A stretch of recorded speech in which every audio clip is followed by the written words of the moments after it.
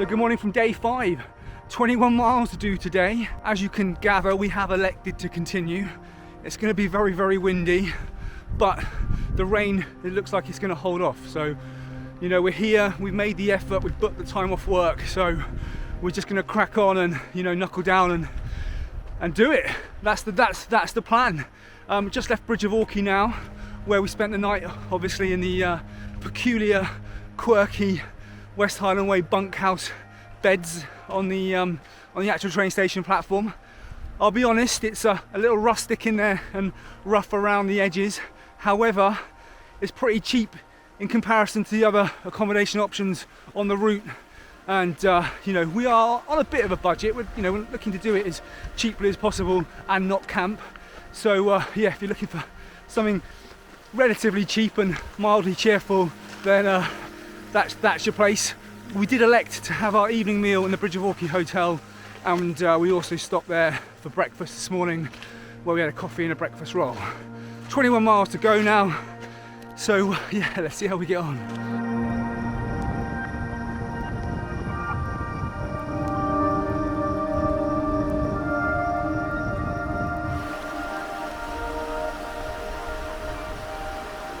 So it took us 55 minutes to cross from Bridge of Orchy over the top to the Inveroran Hotel, and we were hoping to get a cup of tea or a cup of coffee there and a quick loo break, but unfortunately it was closed. I think they probably shut due to this crazy Scottish weather. So got to carry on now all the way to King's House.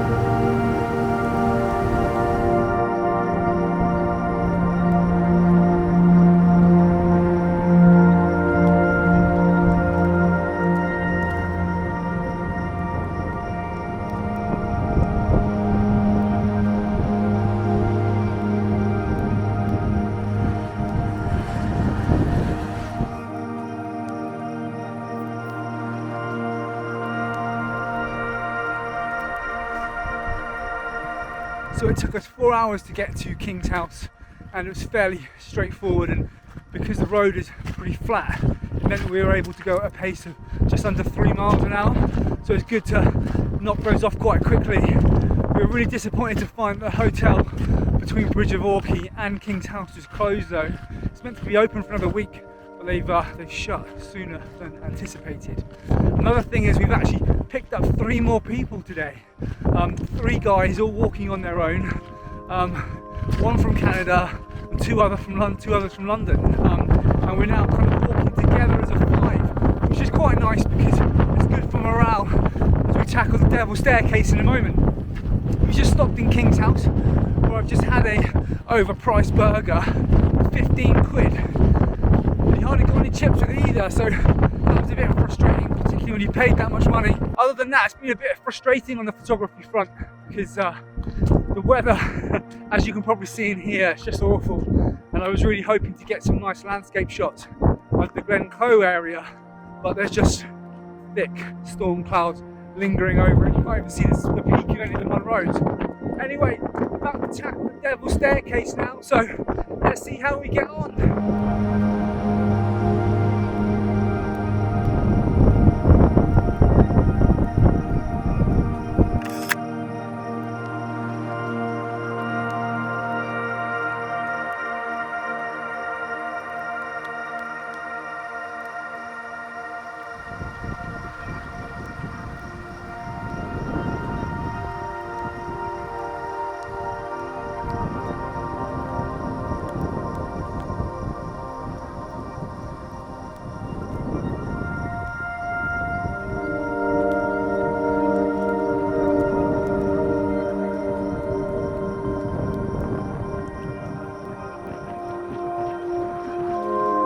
So we've just come over Devil's Staircase and working our way down the other side, and it wasn't actually as bad as I feared. yeah, it was a bit lung busting in places, but if you take your time and pause in places, then it is doable. You just need to watch where you're putting your feet. Now, I know that some people are going to watch this and think that perhaps we're a bit mad or even irresponsible for choosing to walk in these conditions today, but you know, we've done a lot of long distance walking, Alex and me, and we knew that the distance plus the hours of daylight that we'd left ourselves, you know, it was achievable. And you know, I know it's been a bit windy, but other than that, it actually hasn't been too bad. You know, we're wrapped up appropriately, and also because where we're walking, it's out in a big exposed open. It's not like we were walking through forests or next to trees where one could easily be blown over and, you know, fall on one of us, which would obviously be awful. So, you know, the thing I would say is, if you've got the choice, don't walk when it's really, really windy, but you know your own limitations and make your own decision on that. Anyway, I can see Kinloch Leven down the other side now, and I'm looking forward to getting there probably about half an hour's time.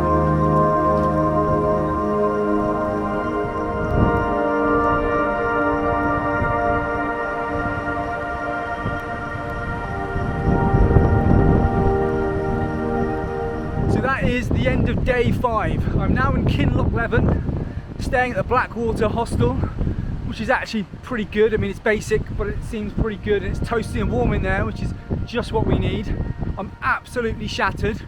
I've had to take some ibuprofen because my knee is killing me, and I think that 21 and a bit miles today was maybe biting off a bit more than we can chew. But anyway, we did it, and I feel really satisfied for doing so. But if you can get away with not having to do such long distances, then we'd definitely say that is recommended. We're just going for a walk now to try and find something to eat in the town. I put a little thing on the Facebook group asking for some recommendations, so if anyone's answered that now, I'll have a look on my phone again in a second, then I'll try and hit one of those. On the food subject, I'm no Anthony Bourdain, and I don't proclaim to be, but I'm really disappointed in the £15 burger that I had at the hotel earlier on down at King's House.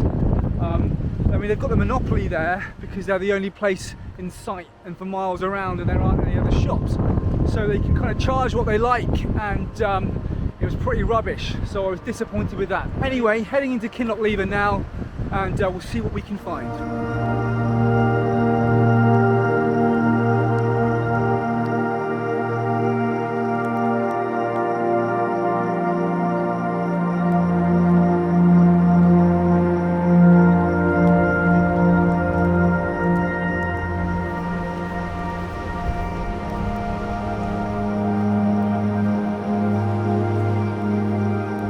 So good morning from day 6, left Kinloch Leven about 45 minutes ago now, and the first stretch of the walk has mainly been uphill over lots of scrambly rocks, which, you know, takes some negotiating, especially when they're wet. Last night we stayed at the Blackwater Hostel, which was pretty good and good value for money, I have to say. There's a co-op nearby actually, where you can go and buy some food and cook your own meal there, so you know, that's definitely worth considering if you don't want to eat out. In terms of eating out, our options were limited.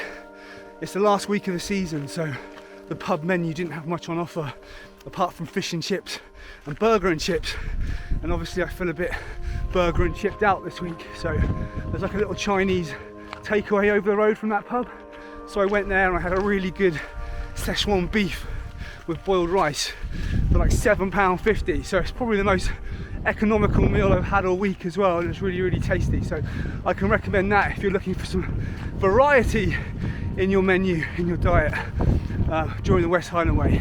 Anyway, it should be quite a short day today, only 15 miles, and it should take around 4.5 to 5 hours, so I'm going to get cracking with that now. It's pretty blustery again, there's snow on the higher ground, and still very, very beautiful though.